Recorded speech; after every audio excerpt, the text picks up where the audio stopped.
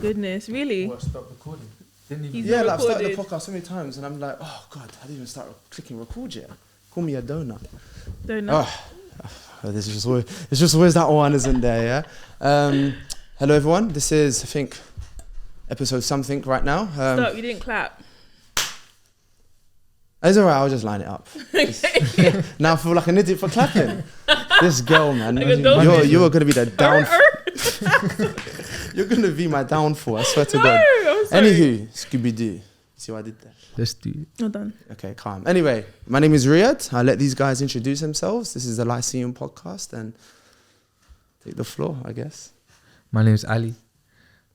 Oh, I'm Kyra. Kyra Flame on all platforms. I thought I was going to do the whole, Yeah. like, I'm a la la la. Oh, we could go into that. Yeah, as well. yeah. I'm a student. I'm also a delivery driver, and I make art on the side. So yeah, I'm pretty free living right now. It's nice. Vibes. Nice. I'm Kyra. I dibble and dabble in quite a few things. Music, photography, which is a newfound love that I really do adore. And fashion and just a bit of everything, really. Everything creative. I've actually got a question already. You know? Already? Yeah. Go ahead. Why do you do so many different, like, what is it like? Because that's a lot of, and they're all creative fields. Yeah, I haven't even mentioned them all. Okay. I would say I think it's being capable and eager to try new things and take on opportunities. So I think, Sorry. yeah, you have to kind of like slam the door, please. We there. We got it. Proceed Yeah. to where so we I think from. okay. I'll cut Also, that I out. think that my parents are people that kind of like push me to try things. So I was always eager to try new things, and like I was always kind of an extrovert. I wasn't scared to try things, and I always enjoyed them all. So why limit myself? You know, like I did battle with it for a long time in terms of what I wanted to do with my life. Because a lot of the time I was told, you know, you need to choose one. You need to choose one. You need to choose one. Yeah. And it's for like sure. I do get it. Choose one. I do get it, but then I think there's also, I spoke about this in therapy. No, speak about it. Sing. So sing. there is, I sometimes battle with self-doubt. So it's like, I'm scared that if I go all the way with the one thing that I'm going to let myself down and wish that I made the right choice. I Do know you get what I you're mean? Isn't it like you've already lived? I think we spoke about this before, isn't it? Is that you've lived it in imagination already. Yeah. It's like you know what? It's actually funny. You're very creative. It's obvious. All these different industries you want to dibble and dabble in, using her language. Yeah. In each, I think self-doubt a lot of the time comes from here, and I've experienced this as well. It's like you have an idea, boom, it strikes. You're like, wow, I could see the fruits of this. I can see where I could be. I can see where this goes. I can see the opportunities I can get. I can see the boohoo deal already from here. Yeah. And you sit there and you're like, oh, okay, that is in a complete different world up there. Yeah. And then when you have to come finally down to reality, it's kind of like, oh, I've already achieved it. Because it's in the imagination was so juicy. It's like it's already been lived somehow, you know? So the effort is like, I could do it if I wanted to now. Yeah. So your own imagination can somehow be a double-edged sword sometimes, I say. Yeah. But I've definitely felt that before. Like, yeah, so many agree. projects, you start it and then you never do it because you're like, It's the fear of the process. it is the fear of the process. Do you know what, actually? Sorry, I know I'm going to get onto you as well. Go. But I studied fashion at uni, and you just triggered something in my mind because with when you're doing a portfolio, you have a project, for example, a collection that you want to do for your final year, and there is very much a process. It's not a thing of like, okay, I know that I want to do this leather jacket. It's going to have studs on it. It's going to be blue. It's going to be electric. You have the vision, and you're like, yeah, that's what I want to make. Not with the fashion degree. You say you want to have a leather jacket, so then you create a mood board and you have multiple different leather jackets with different silhouettes, different shapes, different fabrics, different materials, whatever, and different people, longer ones, shorter ones. Yeah. And then you have that mood board as your basic inspiration. Also with fashion, you kind of have to have like a story, which is what sells, like what you connect with your customers through. And then you go on next. with design and development, which I absolutely hated. My lecturers, if they ever watch this, they would be laughing because I hated design development because it took so much time and so much effort to think of all the possible different designs for one small part. Wow. So say, for example, you want to have collars on this jacket, you have to think of rounded collars, pointed collars, longer collars, smaller collars, shorter ones, or spiky collars, or all these different ones before you then move on to the sleeves and before you then move on to... So I think so many stages in the process can be off-putting. So do you think creativity then is a process, or is it a level of genius there too? Like a moment of genius, or do you think it's just nothing but a processes to equal one result? I think it's process. Reason being that you can have an idea, but without activating the idea, it's nothing. It's stuck in your head. You're not doing anything with it, and therefore good point. is fickle the word? Express it. Exactly. You need to release it in some form, and I think just have an idea in your head, you're depriving people in the world of this juice, of this incredible idea. Creativity absolutely must have material for it to be called creative. Absolutely. In my opinion, yeah. So what would you say about creative thinkers? Is it like you see like on YouTube people who speak very good, but they don't? Would you argue? But then I guess you can probably think speaking is a form of expression. You're right. I think when you think about, I think when we say we're using creative, and I think because we use the word creative as an identity, it doesn't really sound as tangible. But to create is to make something. Yeah. Do you know what I mean? So it can't just be, it can't stay in your head. It has to be. That's of why substance. it's like you're judged on your creation most of the time. Exactly. So, and that's how you'll determine the creative. Like with creative thinkers, they're very good at creating solutions. So whenever you're in times of trouble, it's nice to have creative people around because they express what they see in the real world. So if they can like figure out solutions that fix the world, they will definitely have that idea. So when you're surrounded by one, you can feel that with them. Yeah. I think it's a beautiful experience as well. I think, like I'm doing a show, it's not out yet, it's called Flame to Fame. And it's basically me having conversations with my friends who pursue music in some form, whether they're an instrumentalist, whether they're a rapper, singer, producer, whatever. And basically we discuss their life story just so that people can know their story. Like I said, people connect through stories. So they know about why they choose music, why they love it and why they connect with it. And then we go on to do a little collaboration because I sing. So then we would then create a piece of music together. And I think showing that process, there's so much beauty in it. And like, oh my gosh, yeah, that part sounds so good. Oh my gosh, I feel something from that. I think that experience is so... It's one of a kind. You can't get it everywhere. Yeah, it's like natural. So you watch it like grow because it's. But do you know what I've noticed though? Like, I think people don't want to. How can I say? I think people don't like. What makes creativity so mysterious and gives it that kind of divine spark is when it's not explained. You know, because like the less they know, the more the public or the people try to imprint their guesses on why you're creative, and it's kind of like. For example, the Messi and Ronaldo argument, okay? It's easy to understand in the abstract. Messi, they say in football, was born talented. He's like a God's gift. So you can, if you're going to relate that to creativity, it's kind of like he's a vessel of it. Like there's no external, it's just purely internal, He was like that, He was like that. And they say on the other side, Ronaldo was the hard worker. He's the one, he didn't have it, but he tried his hardest and he X, Y, and Z became somebody, okay? So now, okay. With a creative thinker, with creativity, I definitely think more of a Messi element. And I think because you can't explain Messi, he doesn't feel approachable. But if you see how people worship Messi, it's like over the top, some people, because they literally think he's a footballing God's gift, you know? But with Ronaldo, he doesn't get that same level of appreciation because people go, if I worked hard as Ronaldo, I could probably be Ronaldo. You know what I'm trying to say? So it's much more of a relatable relationship. And I think for young people being creative, don't explain your creative process. Just let people do the guesswork for you, I would argue. Maybe. Because, for example, sorry I'm waffling on a little bit here. It's the same with like last episode or 2 episodes ago, a couple, I don't know where I am. I saw Leonardo da Vinci once. And I went away and I thought about it for a second. I was thinking, why is that guy got so much mystery around him? When I was editing, watching the video, I'm like, oh, like I've realised something. Because no one can explain Leonardo da Vinci's genius. Like we only really know his sleeping pattern, as Jordan said, and a few other habits he had, but we don't really know what he was doing, what he was actually doing. And that's what we do with our past. And I think But then again, it's so counterproductive because nowadays, the louder you are, the more attention you get. Oh man, That's Deep. hype. this life is hard to It's hard to unravel a little bit, you know. It's like scrunched Yeah. paper a little bit. Yeah. When you flipping unscrunch it, you realize it's bare creases, man. Too Literally, many problems I in the love world, that. man. too many problems. I don't know where I was going with this point. At the end of the day, Yeah. No, you were saying that you feel like sometimes people they don't really want the process. They just want yeah, the outcome. outcome. But yeah, funny can't you do say that. that. What was you gonna say? Sorry. It's not. I mean, like you can't expect that. That's like sort of wanting the privilege and not having the responsibility for it. I mean, Do you know what I'm yeah, saying? you're right. But then I think I also get what he's saying because it's like sometimes you want the mystery. Sometimes you want to. For example, when I go to a gallery, I read the description, but after I've interpreted That's what really it means to interesting. me. Yeah. Do you get what I That's mean? really Because I want to interesting. know what I'm picking up from that. Exactly. To then, and then I'm like, oh, actually, this is a different perspective, or that's exactly what I thought it was going to be.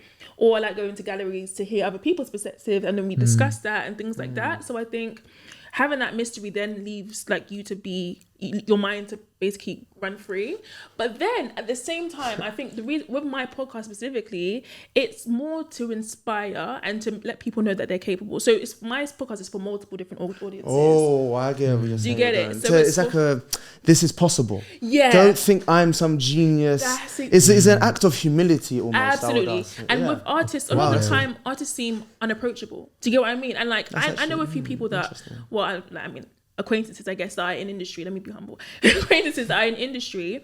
And it's like, knowing them before they experience the fame or whatever, they're lovely people, amazing. And but then people that don't know them personally, or people that have never interacted with them in person, they're probably thinking, "Wow, this person." Do you know what I feel or that they're with? horrible, or they did it, or they don't want to speak to me. But really, the person's compassionate, and they're struggling with keeping up with social media or whatever it is that they're battling with. And it's like, It's true. And to sum that up as well is that when I look at famous people's baby pictures or Yeah. like when they were kids, I'm like, oh, like they used to be that's a kid. that is Yeah. it. Why have I never thought They're human that, beings. you know, at some point flipping Plato was just, as a 7-year-old, just eating olives in Greece, you know, like Yeah. you would just think, yeah, it's a really interesting point, man. Yeah. Because like it just sort of generalizes that we all go through the same things.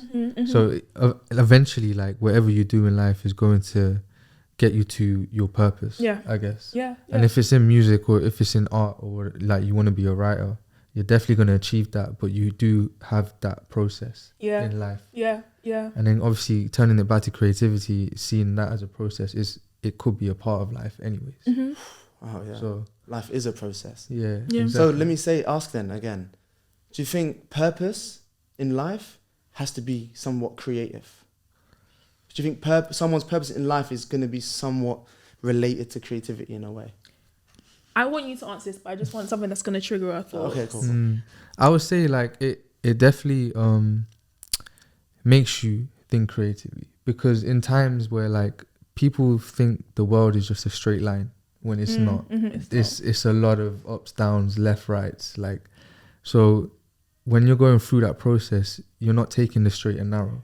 You're forced to actually think for yourself, develop autonomy, and then, you know, sort of pave your own path, I guess. It's like if you get strayed away from the path, you have to create new ways to get back to the path. Yeah. It So just you have to be branches. creative then. You can't. Yeah. But what was you going to say? Sorry. I was before. I was gonna say what was exactly the question that you asked again? Okay. So for someone to like achieve a purpose Yeah. in any aspect of life, Yeah. there has to be creativity somewhere there. You cannot have a purpose without creativity or being creative. Not you have to be like a bloody flipping Nikola Tesla or Van Gogh or something, but you Yeah. just have to be creative at times. Okay, so let's break it down. Cool. First of all, who creates that purpose? Do you feel that you're born with that purpose and it's just delivered into your mind somehow? Let's say Or do us you three for create today it? then. Just because it's very subjective. So what would you say your purpose is? That's a good question I'll ask you then. Is your purpose based on Kyra's individual purpose desires, or is it linked to something else like a... I think both. Okay. I think I'm kind of a spiritual person in the sense that I believe that my God gave me the desires that I have Okay, yeah. with the purpose. That's why it's my desire. That's why I desire it, because it's my purpose. So he blessed you in a way with that sort of pathway. And so that's like, why I have that hunger. Yeah, so you have your purpose and he's blessed you with the skills to get there. Everything I need. I just need to find it. Yeah. And then to answer your question, I think that you have to be creative in the ways that you find it. It's not going to be handed to you. No one's just going to present it. You have to find ways your way to execute. Yeah, that's unique to you in order to fit. You know what I mean? And I think that's, like we said, sometimes the process is what makes that whole experience. So I think my process is unique to me because I create it. And for example, you want to pursue music.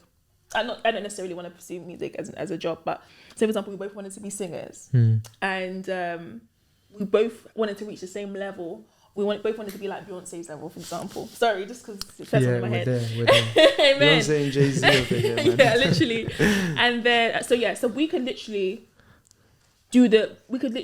do everything together, like the same way, but like, I'm so unique with myself, you're so unique with yourself, that it's just gonna be different. Yeah. Do you get what I mean? Same path, a different scenery. Yeah. Something like but that. it's because I've created it. Do you get what I mean? And you've created yours. Exactly. I think you definitely have to. So do you think 100%. creativity then is... Do you think creativity is a gift? If so, do you think all people have the gift? I don't think everyone has it. Ooh. But now this I is mean, You why said you I can't asked. sit with us. Not to sound bad. Not to sound bad, but like, there's levels of creativity. Like, I mean, you can sort of see, if you compare a classroom, there's obviously someone, not to just sort of single them out, but they could be creative in another aspect that you lack in. So there's different types of creativity in different levels, but it's still creative because you're getting it from one source. Like, you are blessed with it. But I feel like if we're going to get really deep here, go for it. Creativity can definitely be killed by education sometimes, especially in like schools, because creativity is all about thinking outside the box, essentially. In schools, sometimes you're not really encouraged. Get your ass in the box. Yeah, like this is right, and just stay here. So it's when you're like that, it could definitely backfire, because like the creative kids that have like sort of high IQs and stuff, they will find ways to get out the box again. Whereas some people will settle in the comfort zone, settle for mediocrity, and then their life just plays about while they're just watching it go. Yeah, that is interesting, because I definitely noticed something, and I want to be a teacher, right? But one thing that always baffled me since a kid, yeah? Honestly, I'm not even... I don't know why I'm being bad over explaining myself. But anyway, you get the point, yeah? Yeah, I'm like my life is on the line here, isn't it? It just shows how much I care, yeah? Just, anyway. See, we all got nephews, nieces, I'm sure you lot do too, yeah? They're very, very proactive, the ones that are not are a slave to their phone, at least, yeah? The ones that come talk to you, questions non-stop. I know I was like that as a kid, but in general, we know kids are non-stop asking, very curious time of life. How do they go from that, and within 5 years, back of the classroom, like this, I don't care no more, I forget it. How can you go from 7 years old at 9 to 12, very like curious, and by the time you hit 16, within 4 years, you're back of the classroom just, I lost all purpose for this. Yeah. And I don't like that the fact that it's blamed on the child's fault. They're just not motivated. They're young. You're young, you're full of motivation. It's the whole point of youth. Youth comes with aspiration and motivation. What is strangling or squeezing it out of them? And I think you might be on the right path when you say it's a box. Yeah. And it's almost like, for me to climb out of this box, I've got to go past the school, I've got to go past my parents, I've got to go past all of society, I've got to go against my friends, and it's kind of like, it's probably easier just to sit at the back of the classroom and do this. And then they never break that habit, and they take that, as you say, for the rest of their life, that attitude. And because they've lost hope, like, in a sense. They're just like, oh, is this what life is? But now this is where I think a solution might be, and I'm sure you're going to agree here.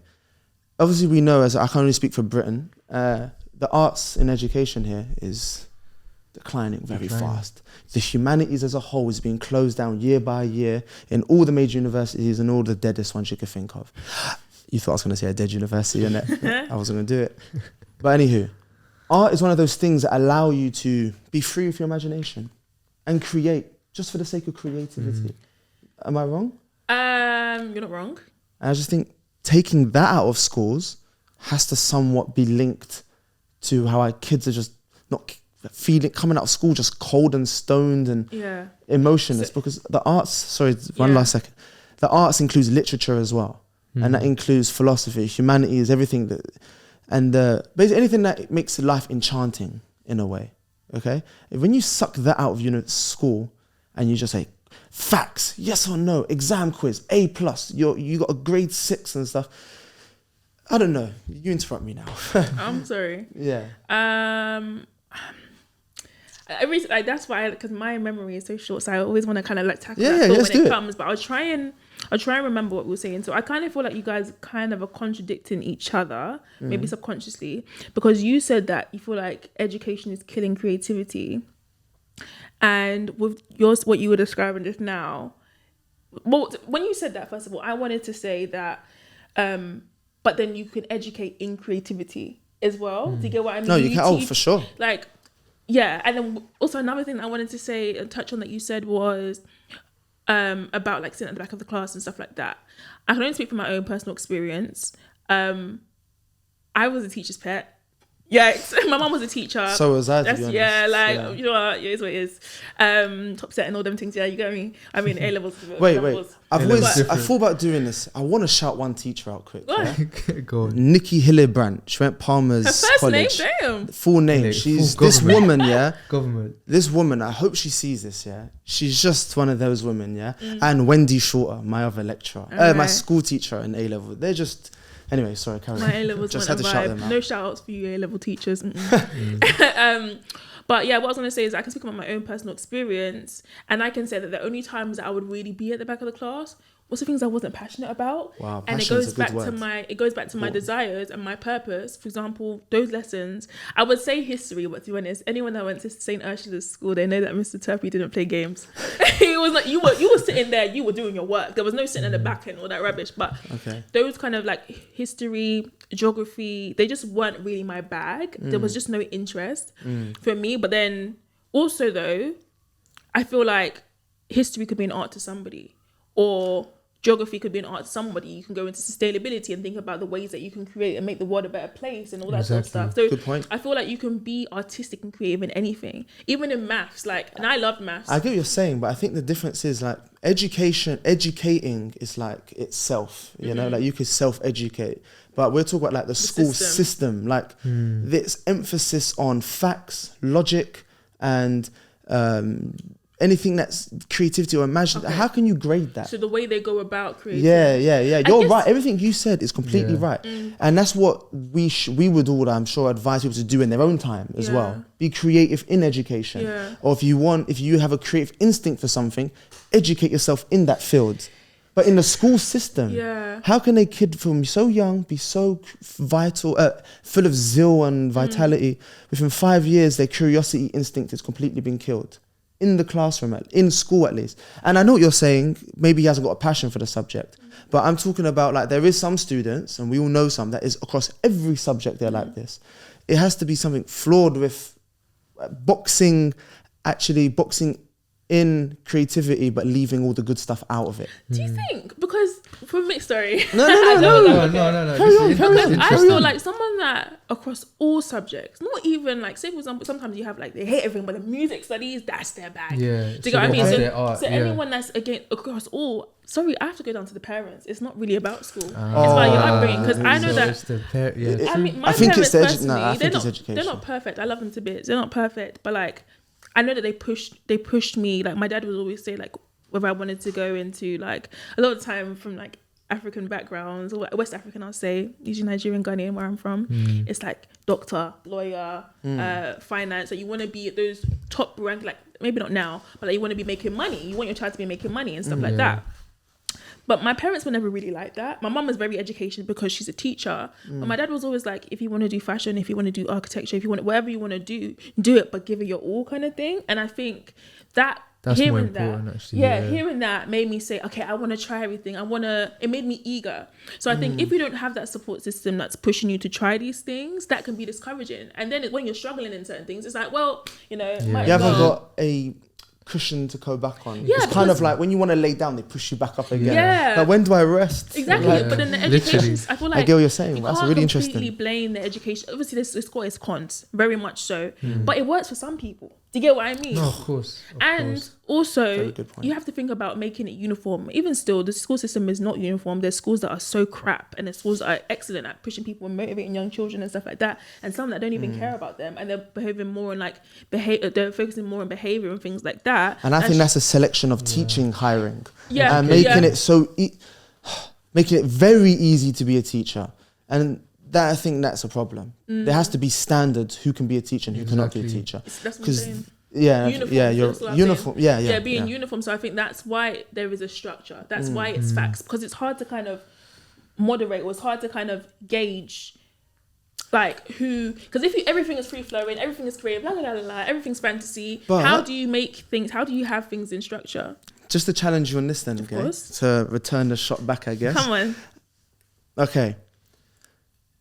I don't think creativity and imagination is not just la-di-da. It's integral to society. Yeah. Where does entrepreneurship come from? And we, as a society, we're at a capitalist society. We need business. Yeah. We need entrepreneurship. Yeah. I think one of the biggest reasons Britain isn't developing great companies for tech all around, I mean, I can't be bothered to name every industry, but you get need it. to do that. Because British society isn't a creative society. Because it's a very rigid education system, and it's just very rigid. I'm going to compare it to an American one, because the Americans take creativity very, very, very seriously. That is why they are the culture hotspot in the world. For culture to exist, there has to be creativity. Hollywood, the music scene, the fashion scene, X, Y, and Z, even their political campaigns have been copied anyway. Yeah. Come on. Could you blame that on like how diverse America is in comparison to? Because the thing is, I feel like people say, "Oh yeah, the UK is no, London is diverse." It's not really diverse, and I feel like different cultures, different people's experiences. That's what makes things creative. Because it's So if different. London's diverse, why is it not creative? I think London's creative. London's one of the most creative Yeah, cities. it's a hotspot, It is. but London don't is know. specifically. I wouldn't say England. I wouldn't say the UK. Even but historically, London's never been that spot. to be honest, if we're comparing America, It's not like Paris, it's not like New London, York. that's another thing. Yeah. But London and New York are not on the same level. New York is 10 No. times more creative than London. I don't know. Do you know what? Actually, I think London's pretty up there. You know. London's creative. I think you're thinking about London historically.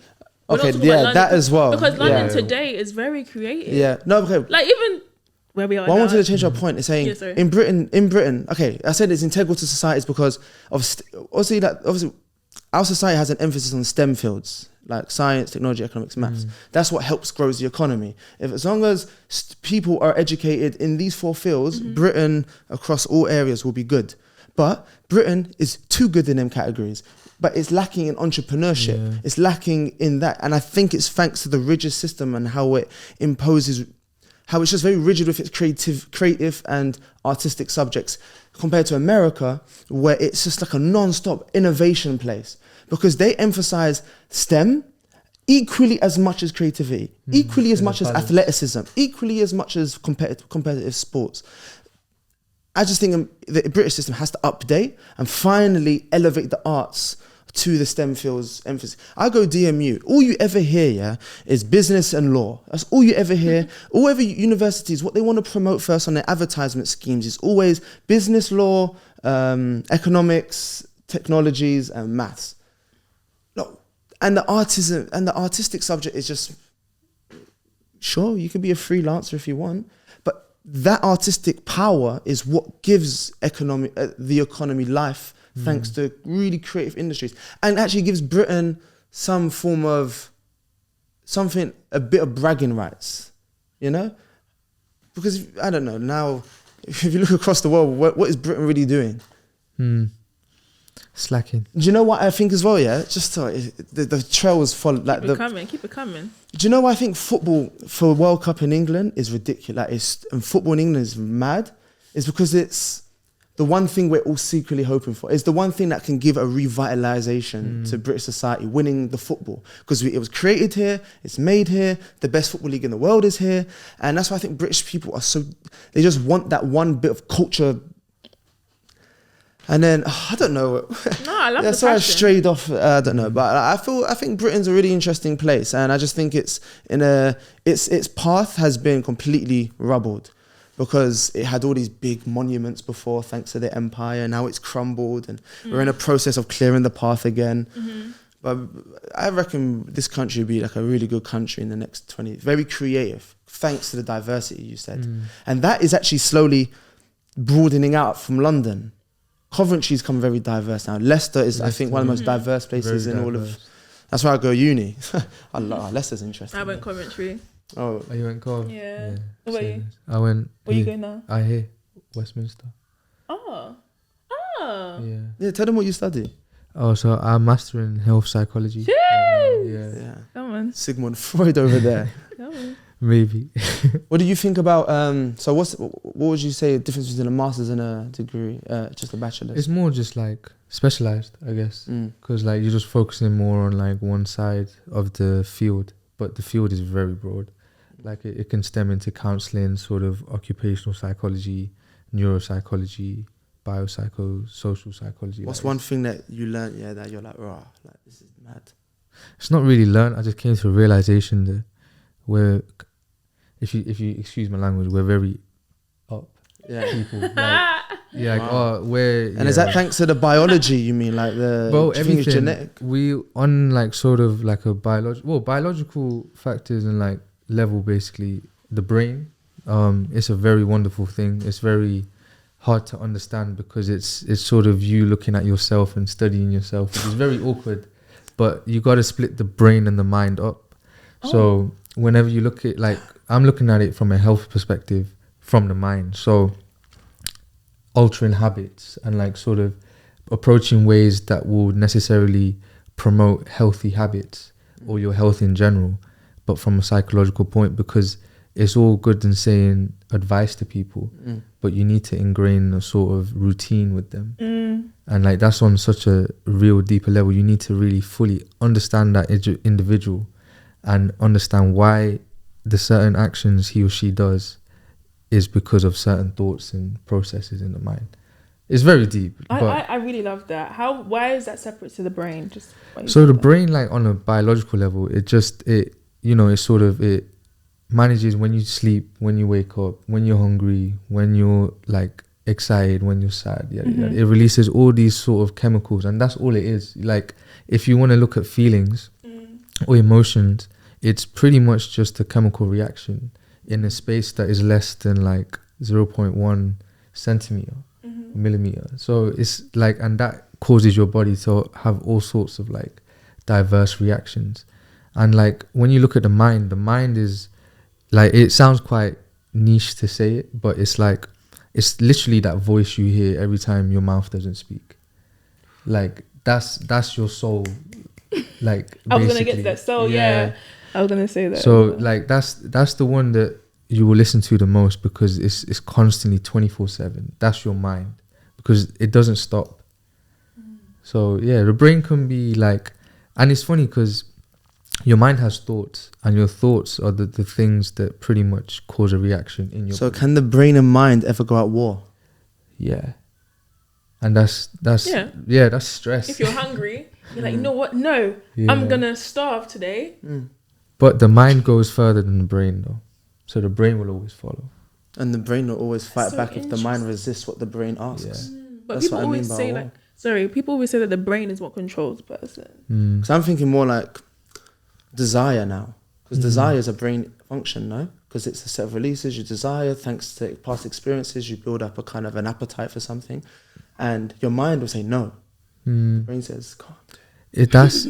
That's the element of war I kind of meant. that's sort of like, you can look at it in terms of addiction, because you pretty much like that sort of desire, because essentially that chemical reaction was you experiencing a rush of dopamine, and because your body was just like, yo, I feel good, I want more, And then like, Decadence. yeah, I mean, there's two ways. You can be addicted to like your passion or your success. Like, So is healthy passion addictions. really passion, or is it just a set of chemical reactions? Well, it's This is the disenchantment I'm talking about earlier, and I just don't know if it's good for society to. Like, it might be true. Doesn't mean we need to know it. what passions. Passion might be nothing more than a dopamine reaction. Yeah. To me, it's like, Could be. okay, yes, that might be a true process. But is it a process we need to be conscious of? But if it's allowing you to elevate in your like goals That's a and good point. stuff, then it would be classed as a healthy habit. But having a passion for the wrong things, that's I think a, for that's me, a sticky loop. I would always prefer to call it passion than just a dopamine rush. I want to No, keep of course. the enchantment alive a little bit, because that's what I think elevates or inspires you to do things, like a sense of destiny, I guess. I mean, it's like when you achieve it, that's when you feel good, and then that's the driving force between it. You're just like, what else can I do within this area that will allow me to sort of progress? And the more you sort of conquer, you're just like, whoa, and then But at its basic level, that's what's interesting in psychology, because everything is now sort of to one sort of explanation, I guess, that can kind of agree on all points. But yeah, it's funny to just look at it at a single level, when in reality that rush of dopamine makes you creative, inspires, sort of. Well, we can get deep. Yeah. Why does dopamine affect different people differently? Because we're all different, literally. Is that just what it is? It is what it is. Like, and everyone's brain is different. yeah, I mean, you can take into factors like your genetic code, or like, you know, your upbringing, your environment, your parenting styles that you experience, like your Then life wouldn't that go experiences. down to your mind then, rather than your brain? I mean, your mind is affected by your environment, essentially. Like, you can experience something stressful now, and your mind will feel the stress, and then let the brain know, and the brain will just start its system of, yo, you know, I need to get out of here. Yeah, like, yeah. So it's Interesting. yeah, it's So is impulsivity a brain function? could be. I mean, like, you got to train certain habits. Like, think of it, when you're a kid, they like to refer, or like when you're a baby, actually, they like to refer to babies as like a blank slate, a tabula rasa. That's the name for it. And that is when it has nothing. So a baby is always erratic. It's like constantly processing and then understanding, and processing and understanding. It's literally Reward, punishment. before you upload a video on YouTube, it's like processing. Buffering. The minute it's Just 100%, you're ready to upload now, yeah? Yeah. Yeah, And then it's mad. like that's it. Then they learn habits, and they learn what's good and what's wrong, and then it just stems up from there. Like, being impulsive, I think, is more sort of like you're not really patient, so you kind of act on what you. Okay, so say you said the mind said no girls this weekend, but you go to the club and you see one beautiful woman. Yeah, exactly. That's the point? Is that what she just done? A brain thing, or is that a mind thing? Because now, because let's get itty bitty here. No misinterpretation. I will say that that's a mind thing, yeah. Only because if you really wanted to stop yourself, you wouldn't have went out. Like, you probably would have told yourself, yeah, I'll just go to the club. But can the brain Can the brain stop that? The instincts can the brain's instincts and drive can sometimes overpower the mind. For example, when you're high and you think about eating, your mind goes no, but the brain is just firing so much at you to the point your voice goes, oh, okay, Yeah. quavers. What weed are you smoking? Yeah, That that's quaver loud. pack, bro. No, I Prawn get that cocktail. point, you know. I think, yeah, definitely, like, because at the end of the day, the brain, I mean, underlying, like, okay, so if we're looking at a process, yeah, the brain, like, you went to the club, yeah. Now, your brain is functioning in your body to feel sort of, yo, I'm in the mood to, like, get jiggy, basically. So, underlying, that is your mind actually saying, like, yo, I need to, you know. But he's saying that if you go to the club and you're like, no girls, or for me, obviously, no guys. No, your brain But then- will overpower that. You've put yourself in a situation there. Do you get what I'm saying? But even in the moment, she's trying to whine on you. You're like, no. She's trying to whine on you. You're 50% there. You can just walk You away. might as well. Actually, oh no, I see what you're saying. what I'm Like, saying? oh no, I get. Is that gradually? I get what you're saying. You're yeah. But saying- does that mean the brain won then? If you end up in the Brain club, runs incrementally because you're giving yourself Incrementally, yeah, excuses like, oh no, this is not the full stick. So like, I'll just chink out. yeah, the brain Leveling chinks the at angel you. on your shoulders. Yeah, it actually- Literally. Oh wow, that is so interesting you say that, bro. Because how I see psychology, it's true, but I just see it as just an interpretation of life. you know, I think is equally as valuable as any other system. Because in psychology, I guess, when you're told you have a symptom or a disorder and that you can't really feel it, so like you are acting the way you are because of this chemical neuron or something, you can't actively feel that in the moment, can you? It's too fast. It's too fast. So for you to think that's true, you have to have some element of faith in what they're saying. You have to believe in the unreal, the unseen, the unfelt. You know what I'm trying to say? So if I say to you, you've got this disorder and you do a certain action, you're like, oh, that might be the disorders because my neurons are doing this, but you're not feeling it. I would say it's the exact same in the religious time when they say, Ali, you are acting the way you are because of certain forces around you are influencing the way you behave. Ali can't experience or see or feel these, not feel is a different word. That's its own thing. Experience it. For you to think there's certain forces around you influencing, you have to have faith in it. You have to go, assuming this system is true, this interpretation is true, you're right. And it's the same with psychology as well. The reason why you're acting like that is because of da-da-da-da-da-da. And you would go, and this is the funny thing with psychology, it comes with the backing of science. So if I say you're wrong, you're going against all of the boys in the lab suits. They're looking at you like, are you sure you're wrong? So the first thing you do is go click, click, click, click. I think you're right. I am this way because of these neuron chemical problems. So I want to say to people, don't laugh at people who don't follow scientific ways of life. Oh, they're so unrealistic. No, they're very realistic. They're speaking the exact same language as you, just in the same exact. It could be the same language, different accent. Different accent. This is why she's here. But you see what I'm saying? Like, life is just a matter of interpretation. Psychology, for all its facts, yes. But it's just an interpretation. There's different interpretations. Yeah, exactly. Like everyone has their own. Like in psychology, it's like when you sort of, especially on like a spiritual level, when you sort of think your reality is obviously controlled by what you think up here, because essentially, did we even share our quotes? We didn't even share our quotes, you know. Yeah. But we have to do that, innit? This actually ingrained into one of my first quotes. Yeah, do it. So footnote 1, bibliography at the bottom. Boom. Law of attraction, yeah. The universe will not give you what you want, but give you who you are. So to break that down, if you really want to achieve something, you have to become that person in order to achieve it. You can't just continue with old habits and expect that change is not viable. Flipping hell, bro. My quote is so ingrained in your quote as well. That's the universe. What's my quote again? Wait, but carry on your quote. But yeah, like I came across that quote, I think around November on a podcast, yeah. And I've every day, it's just, that's when I wake up, I'm just thinking, who am I today in order to achieve what the universe wants to give to me? Because essentially that's what I need to. And when you think of universe, what image is in your mind? Oh, do you know what? It stems from the mind to literally 7 skies above, man. So what do you see like in that moment? Just light. Just light.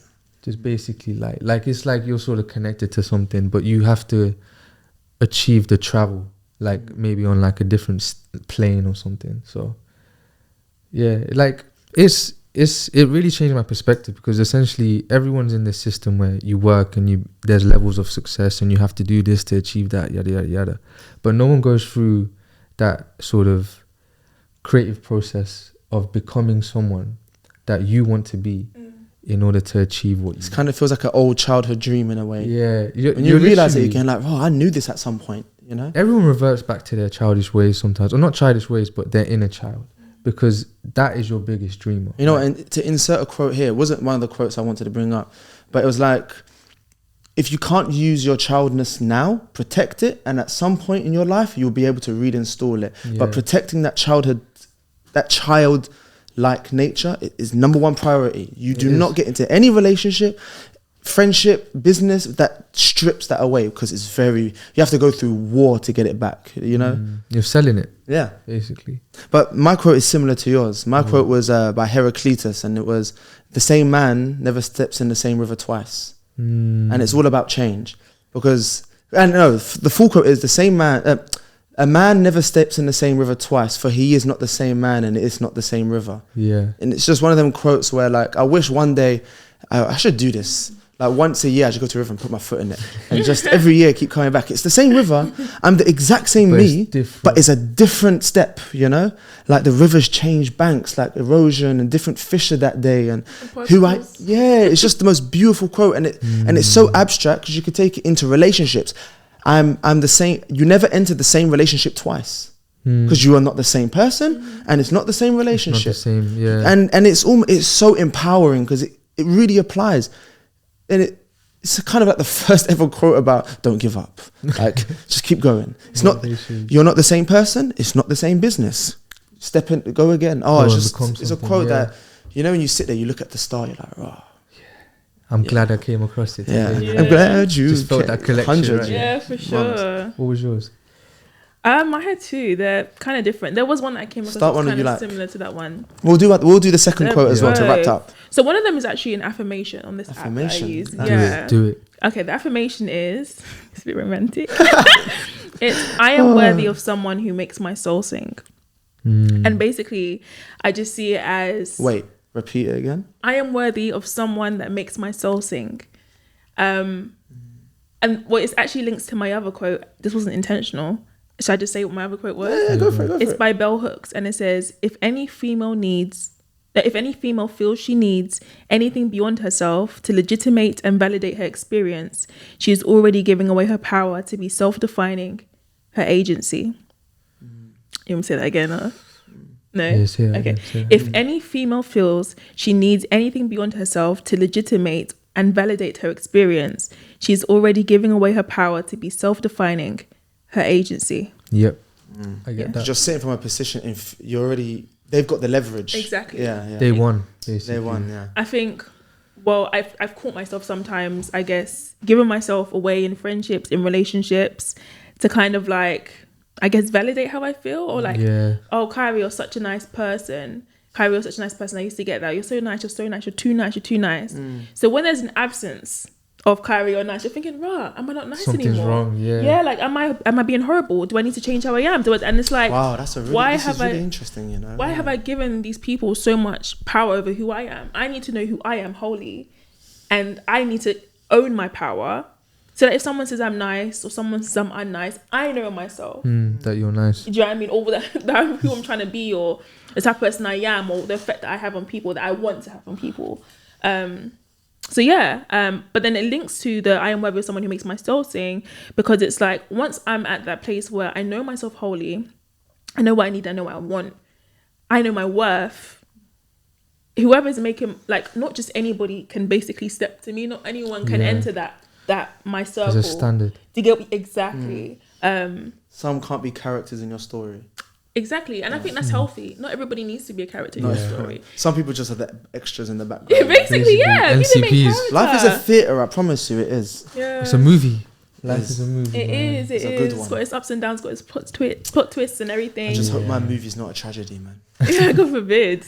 But yeah. So I also, because I love music so much, it just really resonated with me, I think. And knowing, like, I love singing. I love how singing makes me feel.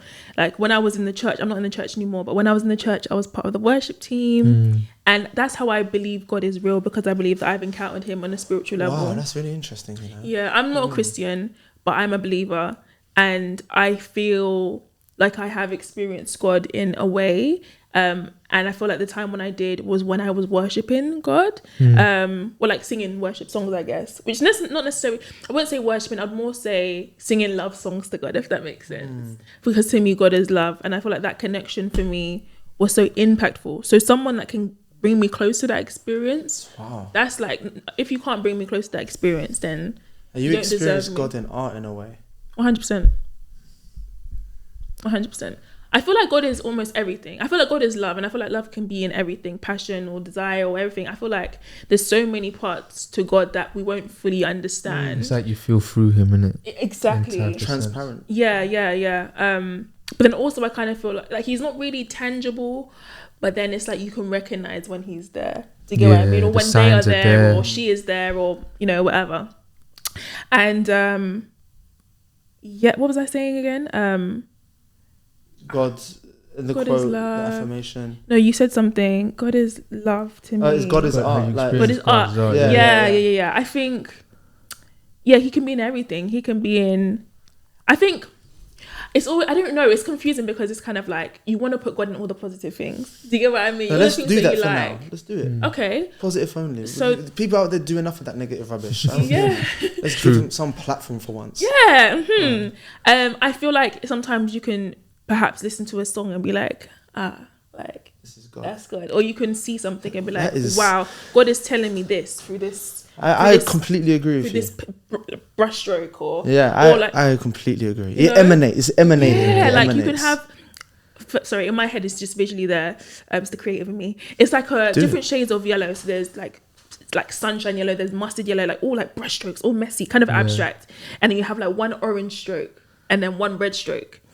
And that can automatically be like the orange stroke is like my process and the red stroke is like where I'm landing, or it's the obstacle that I come across on my journey. And like I could need that message. powerful. Spectrum. You know what I mean? I could need that.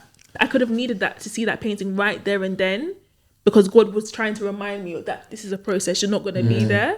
So I feel like He is in everything. Or I don't really like saying He because it might not be a man. But it's like He's laid out the signs. Oh, well, God's laid out the signs. yeah. And it's your job to not ignore them. So like when you're moving a certain way or you're following a certain path, physically or spiritually or whatever, you need to look out for those signs, because they're the ones that actually, they don't tell you where to go. They let you know you go in the right way. Yeah. So it's not essentially like, oh, you need to go left, right. Oh, but sometimes it's hard though. I feel like that's what you really need to seek. Yeah, you have So, to be seek. you have to be wide-eyed. I think as well that's part of the reason why I stepped out of the church. I felt as though sometimes when you're in the church, like I loved tunnel the vision, church. yeah. Like you're quite. I was personally, I must speak for everybody, but I was quite closed-minded. So like, for example, I remember like I was on Clubhouse in the pandemic. This is kind of when I decided that I wanted to step out of the church. And bearing in mind, I was part of the worship team, like from home. I had my mic set up, my camera set. Literally, I was involved in the church. But I kind of just started to realize that there's other ways to connect with God. And then I was your having own relationship with God. I always had a separate relationship with God, okay. personal one. But I think the structure of my relationship was taught to me through Christianity. Yeah, and I think when I was on Clubhouse and having these discussions, people were doing like tarot reading, people do like practice libation. My family actually practice libation. What's libation? When you like the gangsters, like they pour alcohol on the floor when for their dead homies. It's basically like a King Von music video. Yeah, yeah. It's basically acknowledging that these people maybe like died in like not necessarily for us, but like. So you have your family members, if someone passed away, would pour wine? No, so my family members, my granddad, when we would have a special celebration, for example, someone's born, someone gets married or whatever, we gather as a family and he does like a blessing. So he will say it in a traditional language and he'll pour some of like, it's usually gin, he'll pour it on the floor or like, you just like sprinkle a little bit, and whilst he's praying, and I used to think, Granddad, like, why are you? And he's speaking to the ancestors. Would he be basically. sitting down, standing up? He's sitting down, but could because he's old. So I don't think it matters. I've never just heard a of little libation sort before, of, honestly. Never heard of It's like it. a It's just ritual, innit? basically. So I was thinking, as a Christian, and my granddad's a Christian, so I was thinking, Granddad, I even said to him, Granddad, why are you praying to the ancestors? Is that not blasphemy? But he was like, it's not about blasphemy. There's one God, but sometimes it's about recognizing the path that our ancestors put in place for us. Yeah. So for example, if I think about this, like 2 generations down, if I have a child and they have a child, they could look at my granddad and say, thank you, Granddad, for bringing us to the UK because we have these opportunities. Not saying that back home, but for whatever reason, I wouldn't have met the love of my life if my grandfather did it. Do you know what I mean? All these things could happen because of ancestry. And like, when you're in the church, you're thinking, you're thinking, what, that's blasphemy? No, that's this. No. Speaking to people that are dead, that's not of God or whatever. But sometimes you have to step out and widen your mind and widen your eyes and be like, you know what? This could be a way that God wants to communicate to me. Do you know what I mean? God could have led those ancestors to then make me who I am. It relates to like God is everywhere, isn't it? So why are you just looking in one place? That's like it. venture out and then just see where He is. That's Then exactly He'll it. guide you in it that way. I'm almost tempted to say that everything that you find to be beautiful is God. Yeah. 100%. It's His creation at the end of the day, isn't it? So And it's no wonder why when we fall in love with someone, they're the most beautiful person. You think that God is a person? When you fall in love with someone, like they embody beauty to you. Like they're just the truth itself, you know. And love, God is ultimately love. Yeah. So loving someone could also be like maybe a relationship to God. It's an act of God, isn't it? It is an act of God, Basically. loving someone unconditionally, and that's why I think family should be quite godly. I'm not going to say like be religious and godly is different, because I know what God we're talking about here. We're talking about the transcendent one, the one that bears no chains. You know, that's what I think with religion. Sometimes I think God is God. I think some just are trying to be God's teacher's pet. Because like, he likes us more. He likes us. No, don't listen to. No, that's how I see get what you religion mean. now. Yeah. But religion at its core is God. That's what's so ironic about this. Religion without the intervention of people is holy in itself, because it's just ideals. It's a message. And it's a message. Yeah. Religion. Yeah, religion is a message for sure. I mean, you're the philosopher here, but without people intervening on it. Like if it was just a pure. Because think about it. When Kyra sits there, yeah, Kyra's got like an image of who you want to be. That's not immaterial, is it? Like it's in your head. It's an ideal. Yeah. Religion takes all of those amazing ideals and puts it into book form. So when you read these are ideals that God wants, but they've put it there for you to read. Yeah. That's why it's like a manual. It's a manual. Yeah, manual. Yeah, Summed it up. Thank you. I see religion as a way of life. And it is a way of life. A manual for life. Yeah, it's manual for life. Let me just stretch that out a little bit. Yeah. Like it's a lifestyle. They're like religion saying you should like act this way, behave this way. A way of life. It's good. I don't think it's necessarily a manual. I don't know. I think just you guys using those words manual makes it seem very tangible, very. Oh, okay. I get what you mean. Very too mechanical. Yeah, I get what you mean. Maybe like a guide. Yeah. So like my mum used to call me, "You're so religious." A philosophy. It is a philosophy. Yeah. My mum used to say, "You're so religious." I used to say, "No, I'm not. Like I just do things because it feels right to me. Like if I go to church every Sunday, it's because I enjoy going to church every Sunday and I feel like I'm connecting with God every Sunday." But then if you think about it, is religious something that you do consistently? Because if you're doing something religious, do you know what I had to do in my life? Okay, I had to completely at some point I've never hit Islam in the face. I've just had to look away from it completely, because I think the worst thing religion can breed, and this is so weird because there's so many ways to go around this, but bear with me here. I think guilt is one of the feelings that can destroy a human being. Guilt, resentment to me is different to guilt. Guilt is guilt when you feel ashamed of your own actions. And I think maybe, say you are born into a religious family, there's two ways you could view this. Person A, they're born into a religious family, they break away from religion, and the punishment from God is guilt. Second interpretation is, the religion is so indoctrinated inside of you that it's come so like a part of you as a person, yeah?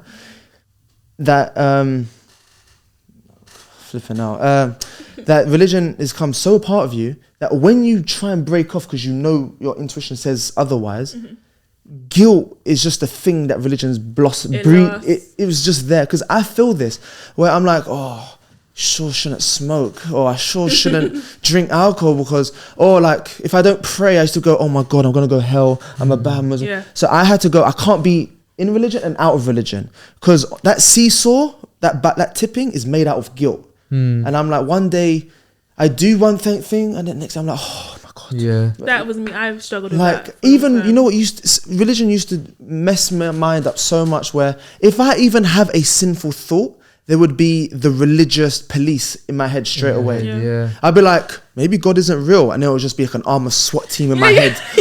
She's like, arrest him, quarantine him, put that idea at the back of his head. I'm like, oh my God, but God knows, God knows everything. He knows I'm thinking these things. And I read a novel called, for you literature heads, James Joyce's A Portrait of an Artist as a Young Man. And there was a scene, and it was so relatable, because there was a scene, he went to church, and this priest was just going on a rant about what hell is, what happens, and all the rubbish the most disgusting imagery. And Stephen Dedalus, the main character, is sitting there quivering as a kid. He's like, oh my God. And he goes back to his room and he goes, oh my God. And he goes out the next day and he sees a girl and he thinks it's attractive, and he feels so much guilt for thinking that's what he done to me. So if anyone can relate, maybe it's good to I don't know. Who am I to say? This is just my story, I guess. I 100% agree with you. Yeah, it's just I've guilt. It's just experienced not the same nice, thing. man. I hate that feeling of guilt. It's the way it's just sort of nurtured, I guess. Like Nurtured is the right word, yeah. If you're sort of encouraging religion and not, you know, sort of demanding and commanding it, then there's definitely a difference. Because like I went through 2 stages. Like I started like with sort of, you know, going to like mosque after schools and stuff, and they were quite very strict. So like you had to get it right, and like to the point where it was ingrained. Like if I'm reading like the Quran and I get something wrong, I instantly have to stop and like reread it right From the beginning. From the beginning. Like Wow. even though my mind's telling me like, oh no, you can cut, I'm just like, no, like start. But I guess when I left, like obviously I had, not to publicize it, but I had like my own moment where I had to like, you know, sort of look away. But I had so many revelations then. Like I went back to religion organically. So I approached it from my level, what I take from it, yada yada yada, and it just helps me educate myself that way, because like you can't just learn something in the early stages of your life and expect it to be the same throughout your lifespan. Yeah. There has to be perspective and opportunities and experiences that play into factor for that, because the same thing you read when you're 5 is not going to mean the same thing when you read it when you're 25. Very true. So I think it's almost necessary to break away at some point. I mean, it's that's the circle of life, I guess. It's like the constant like approaching and stepping back and approaching and stepping back. But there's that hook there. Do you get what I'm saying? It's like what, like you said, it might be the guilt and probably like, you know, sort of when. Oh, that's interesting, because I interpret it as guilt and you interpret it as like a hook, like a pull. Yeah. End of the day, we're speaking the same language, but as you said earlier, different accent. Right. It is the guilt. Oui, oui. But unluckily, we have to wrap this up now because, well, I ain't gonna tell No you shade. why. No shade. Okay, No time's up shade. basically. Yeah, Time's up. basically, yeah. I just clocked what you said. Yeah, so I think I'm going to say it already. We're going to do a part 2 because this was a great conversation. I can't lie. I agree. I really enjoyed it. This is actually... No, I really enjoyed this one episode. too. I think you guys will like this as well. Yeah, just any last words? It's not like I'm going to... No, don't worry. Just any last words? Wait for someone to make your soul sink. I agree with that, actually. Know your worth. You know, I'm going to use this chance to say my second quote as my last. Oh, your second quote. Fair enough. If we're all doing that, then I had a good one actually. It was related to self-doubt. Oh, maybe I need to hear that. You want to hear this? Yeah. Yes, please. My one was about dancing. Right. Go on. Ooh. Say your thing. Say your piece. You go first. Oh, you want me? He to wants go? the end of the bang and he wants his own Shut thing up. on it. Okay. Cool. I hear. Man. I'm not even gonna say she's That's wrong. what I'm here You for. caught me. With like self-doubt, yeah, it was said by Daniel Arsham, yeah, very creative, artistic guy, very sick.